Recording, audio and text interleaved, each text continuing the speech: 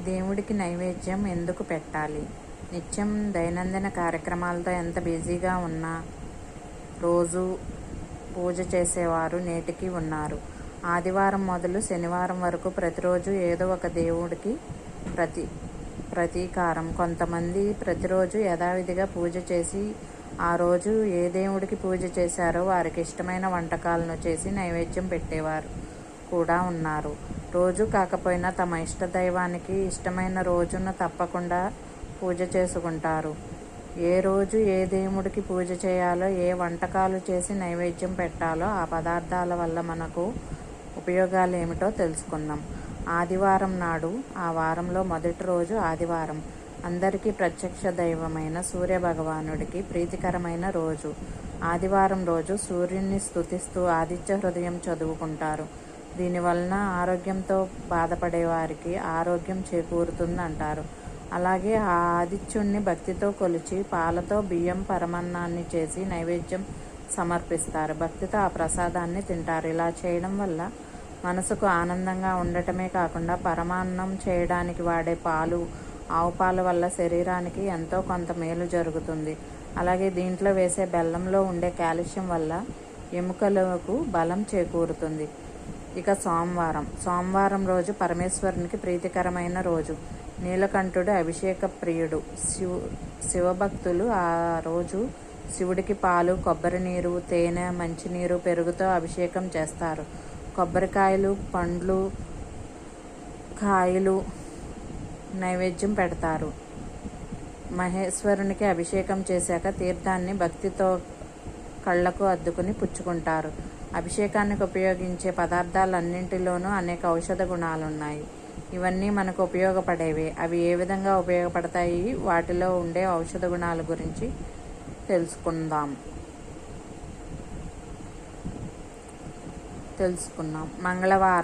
మంగళవారం రోజు ఆంజనేయ స్వామికి, సుబ్రహ్మణ్యేశ్వర స్వామికి ప్రీతికరం. ఆంజనేయ స్వామి భక్తులు ఈరోజు హనుమాన్ చాలీసా చదువుకుంటారు.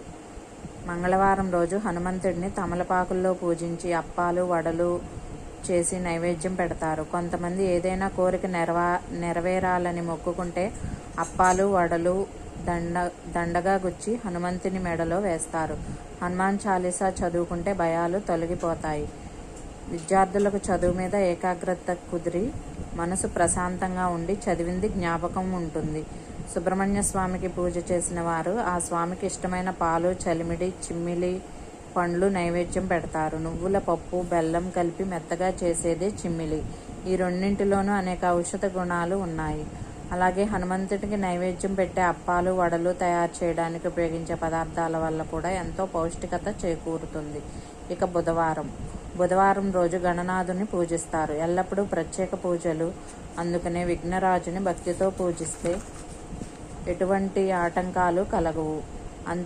అంతా శుభకరమే. వినాయకుడికి ప్రీతికరమైన ఏమిటో అందరికీ తెలుసు. ఆయనకు బియ్యంతో పిండి చేసిన కుడుములు, పళ్ళు అంటే ఇష్టం. వాటిని ఆ మంగళ స్వరూపుడికి అనగా ఆ వినాయకుడికి నైవేద్యం పెట్టి ప్రసాదంగా స్వీకరిస్తారు. అలాగే బుధవారం రోజు అయ్యప్ప స్వామి భక్తులు కూడా బుధవారం రోజు అయ్యప్పను పూజిస్తారు. గురువారం రోజు సకల విద్యలకు అధినేత అయిన సరస్వతీదేవిని పూజిస్తారు. అలాగే సాయిబాబా భక్తులు కూడా గురువారం నాడు ప్రత్యేక పూజలు, భజనలు చేస్తారు. సాయిబాబాకు ఇష్టమైన రవ్వ కేసరి, గోధుమ రవ్వతో చేసి చక్కెర పాలుతో చేసేది రవ్వ కేసరి నైవేద్యం పెడతారు. భక్తులు సాయిబాబా గుడికెళ్ళి కొబ్బరికాయ కొట్టి నైవేద్యం పెడతారు. శుక్రవారం సకల సంపదలను ఇచ్చే లక్ష్మీదేవికి ప్రీతికరమైన రోజు. ఈ రోజు అందరూ ఇంట్లోనూ బయట శుభ్రంగా కడిగి ముగ్గులు పెట్టి గుమ్మాలకు పసుపు రాసి బొట్టు పెట్టి తమ ఇంట్లోకి లక్ష్మీదేవి రావాలని అష్టలక్ష్ములకు పూజ చేస్తారు. అమ్మవారికి ఇష్టమైన క్షీరాన్నం, పులిహోర, దద్దోజనం ఏది వీలైతే అది చేసి నైవేద్యం పెడతారు. శనివారం అంటే వెంటనే గుర్తు వచ్చేది ఆపద మొక్కుల వాడైన వెంకటేశ్వరుడు. ఈరోజు వెంకటేశ్వరునికి అత్యంత ప్రీతికరమైనది శనివారం. అలాగే శనీశ్వరునికి కూడా శనివారం ప్రీతికరం. ఈరోజు శనివారం భక్తితో పూజ చేసి తమను అన్ని వేళలా చల్లగా చూడమని వెంకటేశ్వర స్వామిని వేడుకుంటారు. వెంకటేశ్వరునికి చక్కెర పొంగలి, పులిహార, లడ్డూలు అంటే ప్రీతి. ఎవరికి వీలైన వారు చేసి నైవేద్యం పెడతారు. వీలైనవి చేసి నైవేద్యం పెడతారు. చక్కెర పొంగలి తయారు చేయడానికి వాడే పెసరపప్పు, బియ్యం, పంచదార, వాటిలో వేసే జీడిపప్పు, నెయ్యి, కిస్మిస్ ఇవన్నీ కూడా మంచి పౌష్టికాహారాలే. ఇలా ప్రతిరోజు ఏదో ఒక దేవుడిని భక్తితో కొలిచి ప్రసాదాలు చేసి నైవేద్యం పెట్టి చుట్టుపక్కల వారికి పంచి మనం తినడం వల్ల ఆధ్యాత్మికంగా మనకు పరవశించడమే కాకుండా శరీరానికి కావలసిన అనేక విటమిన్లు, పిండి పదార్థాలు లభ్యమవుతాయి.